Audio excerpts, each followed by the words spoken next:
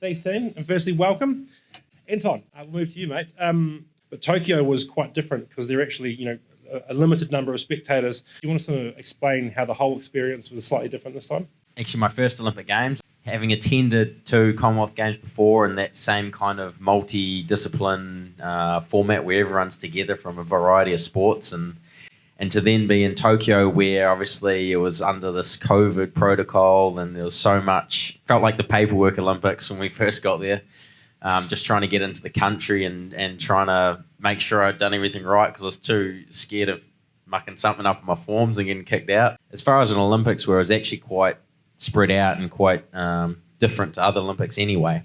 William, Tokyo was your second Olympics. Did you feel slightly more relaxed going to your second one? Last time didn't really know what I was doing. I just turned up and ran. But I have developed a lot in the last 5 years as an athlete, particularly in mental skills. I mean, that's hugely important part of being an athlete. Made a huge difference, I think, particularly in some of my events. But in a sense, also I had more pressure on me because last time I went and I did reasonably well, so there's kind of pressure on me to do better. But I definitely knew what I was doing a lot more. You talked about mental skills. Was there anything in particular that you learned in the last sort of few years that helped you?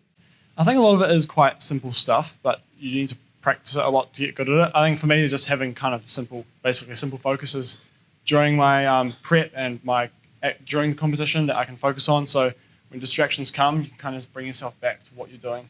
CATLIN, again, as an Olympian, you come back from a campaign like Tokyo. Like, how far forward do you think? Like, are you thinking about the next Olympics now? When I got back, it was pretty much 2 weeks, and I said to my coach, I'm ready to do a next one.